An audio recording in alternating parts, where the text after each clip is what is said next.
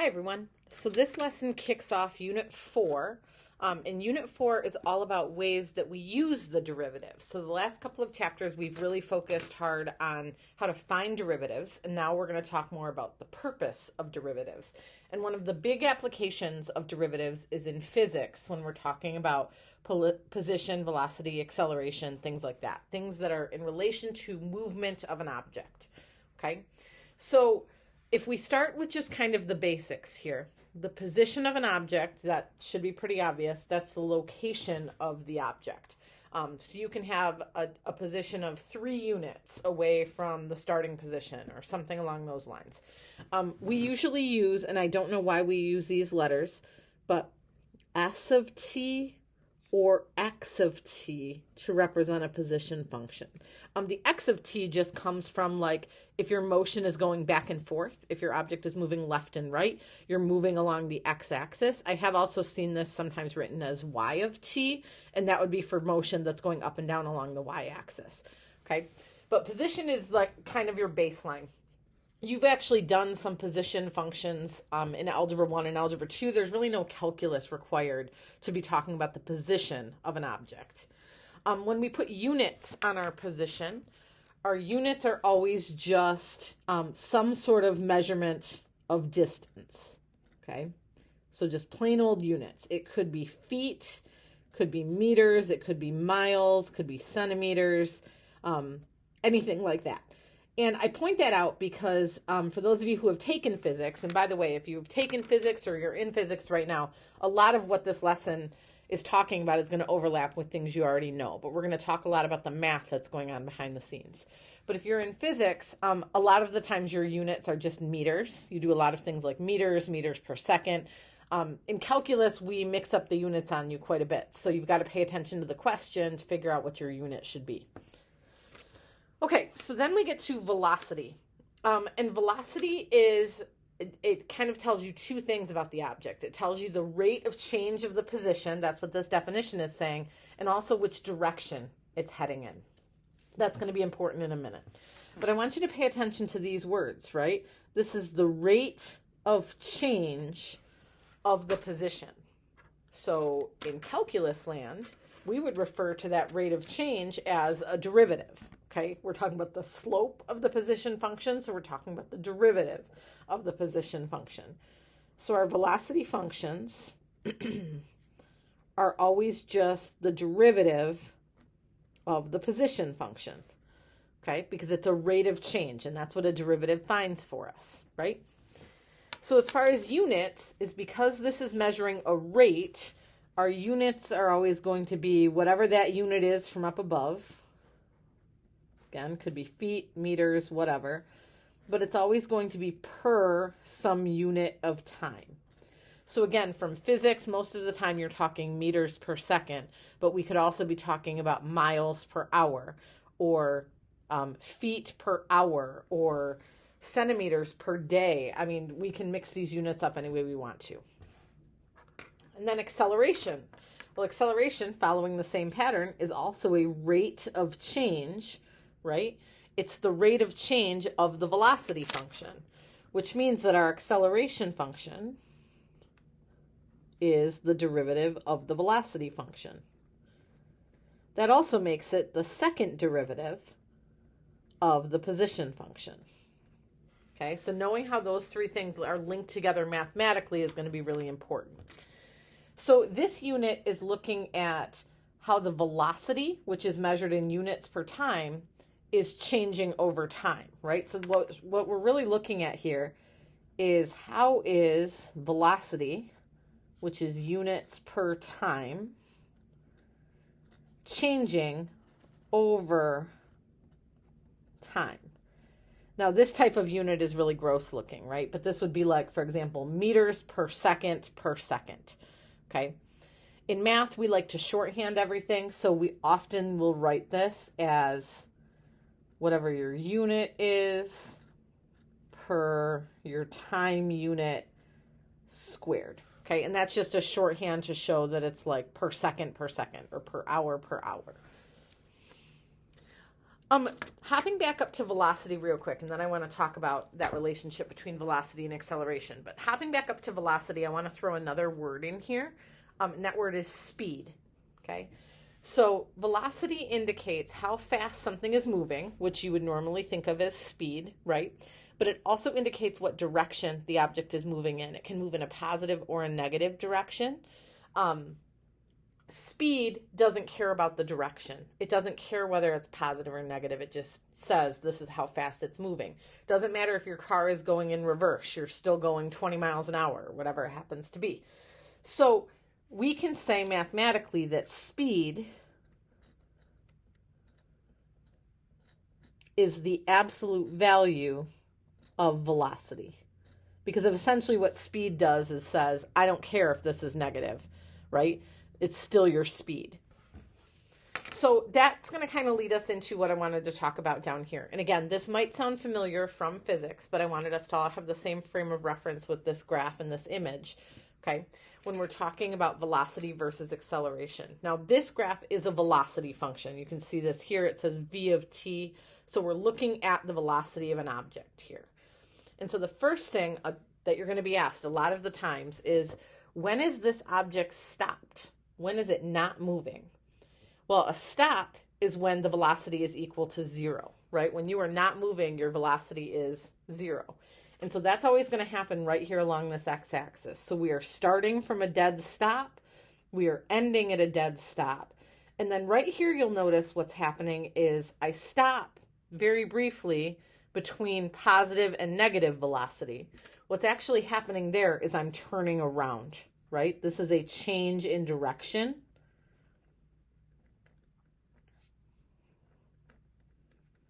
Because over here I'm heading in a positive direction, which could mean I'm moving to the right.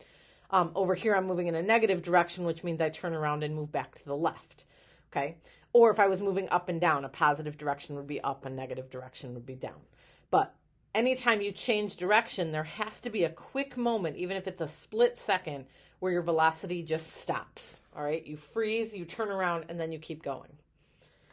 Okay, so if this is velocity that we're looking at here, this whole area we already said is positive velocity, this whole area is negative velocity. But really the difference between those two is just the direction that we're traveling in. So now I want you to think about, and you can pause the video and contemplate this for a minute, but where on this graph would the object be moving the fastest? Where is the speed the highest? Well, one of those places is going to be right here, right? That's my peak of my velocity function is right there. So this would be a place where I'm moving very, very fast. But also if I go down here to this point, this would also be a place where I'm moving very, very fast. Now, I'm kind of assuming this graph is symmetric, right? It's not numbered, so I can't tell, but I'm assuming this is at the same number as this, just this one's negative, okay? These two things would be moving at the same speed, right? Equally fast, just this one is moving backwards and this one is moving forwards. So the further away you are from the x-axis, the faster you're going. And the reason for that is if the x-axis represents where we're totally stopped, then anywhere close to the x-axis, I must be moving very slowly, right? The closer I am to this middle, I'm moving slower. And the further away I move, either up or down, is going to be moving faster. So let's talk about acceleration. Acceleration is the derivative of the velocity function. So it's looking at the slope of the velocity function. And so on this little chunk of the graph right here, up to that star, this graph is heading upward, it's increasing. So that would mean my acceleration is positive. And then here, because my graph is decreasing, that would indicate negative acceleration. So it's kind of tempting to think of this as like, okay, well, positive acceleration means you're going faster. Negative acceleration means you're going slower, because that is definitely what this looks like, right? But now I want you to look at what's happening on the other side of the graph. This is still negative acceleration, right? My slope would still be negative down here. And then this is positive acceleration. And you'll see the opposite thing happening here. My negative acceleration is moving me faster, and my positive acceleration is making me go slower. Okay, so it's not just about whether the acceleration is positive or negative, it's about how it compares to the velocity. So in this situation here and this situation here, my acceleration and my velocity are working together, and that's what's taking me into a faster speed, right? Positive acceleration, positive velocity. Negative acceleration, negative velocity. But when they're working against each other, when you have negative acceleration with positive velocity, or vice versa, negative velocity with positive acceleration, that's bringing you back towards the center where you're slowing down. Okay? So you can write this in whatever way makes the most sense to you, whatever way you're going to remember it. But what we need to know here is when we're talking about velocity and acceleration, if the signs are the same, positive, negative, that's when we'll be speeding up.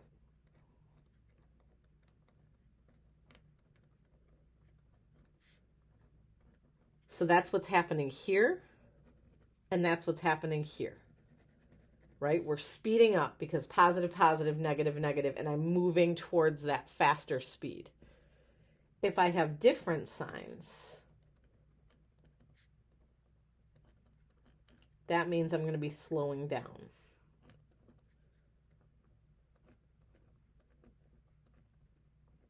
And it's important to understand that mathematically and not just from the graph, because sometimes you'll be analyzing this just using equations and not necessarily looking at a picture.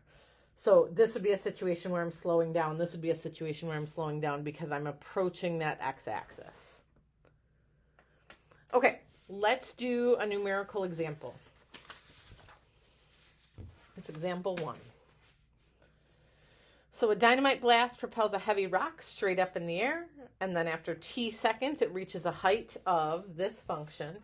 By the way, I should have, this is a poorly written question. Somewhere in here, I should have indicated that this function is measuring things in feet. We're going to need that in a minute. Okay. So this is measuring, this really is your position function, because this is talking about how high up this object is over time. Okay, so when it says write functions to represent position, the position's already done for me. I'm going to say S of t equals 160t minus 16t squared. So then the velocity function is the derivative of that position function. And that should be a pretty easy derivative to take. So 160t is just going to become 160. And 2 times 16 is 32, so minus 32t. That's my velocity function. Acceleration is the derivative of that. And the 160 drops out of there, and this derivative is just negative 32. So my acceleration is basically a constant, negative 32. Okay, so we've got our functions here. And it says, when does the rock change direction? I'm going to pause here and draw a quick picture of this. And actually, I wish I had a little more room on my paper, but, you know, Post-its saved the day here. What we have going on, we should know what this graph looks like. Okay, you should have enough algebra knowledge to know this. And actually, I could have asked you this same question last year. You could have done this first part just using your algebra skills. So what's happening is this rock is going up in the air, and then it's coming back down. Okay, I want to know, when are we changing directions? Well, that change in direction is happening up here at the peak, right? This is where I'm turning from heading upward to heading downward. Okay, and so last year in algebra, if I'd asked you that question, you would have done some quadratic things to figure out what the vertex of this is. Let's talk about it in terms of calculus. At this point in calculus land, what important things are happening? That's what I want you to think about here.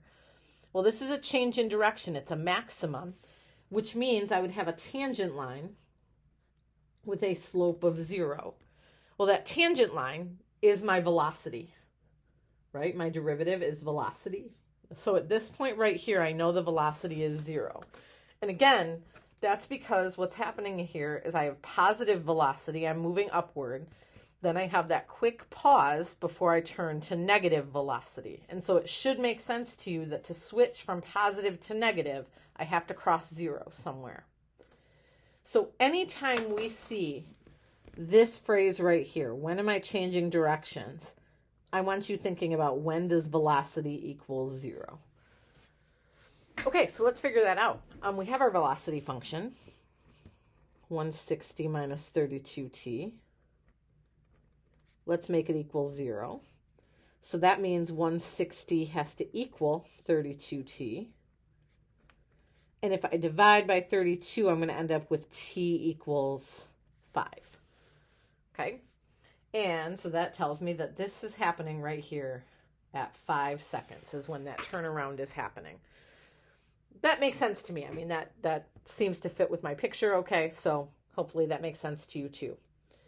Now, there's another type of question that sometimes kind of comes along with this, and I didn't put it in your notes, but I wish that I did. So I'm going to add it in here real quick. Sometimes I'm going to ask you questions like, not just when does it change directions, but when is it moving upward? When is it moving downward? And I probably didn't ask it for this one because we know what this picture looks like. So it's easy for us to visualize this and say, hey, this is heading up before 5 and it's heading down after 5, right? But I want to talk about the mathematical way you would figure that out, because sometimes you don't have a picture in front of you. Sometimes you don't know what the graph looks like. I'm going to give you some crazy graphs and ask you about some velocity stuff. And you're going to have to be able to figure it out mathematically. So what I really want to know here is, when is my velocity positive versus when is my velocity negative? Okay. And so I would start, even if it hadn't asked me this question already, I would start by figuring this out. When is my velocity 0? Because that's how I know where my intervals are going to fall. Okay? So I would start a question like this. Well, I'll squeeze it in here. By setting up a number line. And this number line represents my times. Okay? So I'm going to put my 5 on there, and I made my number line start this way because I'm starting at 0. I don't need any negative times here. And I want to test these intervals to figure out, is my velocity positive or negative on those intervals? So here's what we're going to do. We're going to pick any number we want in this interval between 0 and 5. Don't pick the endpoints, okay? But anything we want between 0 and 5. I'm going to choose 1 because 1 is really easy to work with for mental math purposes. And I'm going to plug that 1 into my velocity function, or I guess I should point up here, into my velocity function. I'm going to put 1 in right there. Now, I don't even need to take the time to figure out what it actually equals. All I care about is it positive or negative? If we put 1 in here, how would this come out? Well, this is going to come out positive. That means, and I'm going to explain why in a second, if I know that this is positive, I know that all of this has to have a positive velocity as well. Here's how I can make that jump. I know that it doesn't change directions until 5, right? There's no other place in here where it could possibly switch and be negative, because then I would have another place where the velocity was 0. So that's why I figured this out first, okay? So all I have to do is test 1 point, and that's enough for me to know if my velocity is positive or negative. So I tested that. This is positive velocity, okay? Now let's test the other side and see what kind of velocity I have. So let's pick something over here that's bigger than 5. Again, I'm thinking about easy mental math. So I'm going to choose 10. You could choose something else if you wanted. And at 10 seconds, if I put that into the velocity function, this would be 320, and this would give me a negative value overall. So once again, that tells me that all of this is negative. Now, that aligns with what we thought here, right? That from 0 up to 5 seconds, this thing is positive velocity, and after 5 seconds, it's negative velocity. So to answer this question, here's how I would write my answer. This thing is heading up from 0 to 5 seconds, and it's heading downward from 5 until infinity, forever afterward. Now, that's going to bother some of you, right? Because we know for sure it doesn't actually go down until infinity. It's going to hit the ground at some point. That would take some algebra, not some calculus to figure out. We could do like a quadratic formula and figure that out. If the question doesn't specifically ask you about that, don't worry about it. Okay, you can just say everywhere after 5, we know it's heading downward. Yes, it's going to hit the ground at some point, but mathematically, we know this function would keep going, so I can say that it continues to have negative velocity. Okay, last question here. What is the acceleration at 1 second? So that's where I want to plug 1 into the acceleration function. Now, the acceleration function is just saying that my acceleration is always negative 32. So I know that a of 1 is negative 32. My unit on that, remember I said this was feet and time is seconds, so this would be feet per second squared. Or you could say feet per second per second. It just so happens that the acceleration at any amount of seconds is going to be negative 32. It's a constant acceleration, but that's how you would answer that question. Okay, I'm going to pause that there because this video has gotten kind of long. I'm going to pick up with a new video starting with example 2. This is kind of answering the same types of questions, but looking at a graph rather than looking at the equations. I'm guessing this is more in line with what you've probably seen in physics before, but the derivative part is sort of new. So this is the thing you're going to want to focus on. If you're already feeling confident about this stuff, this is the new stuff that you're going to want to make sure you know pretty well.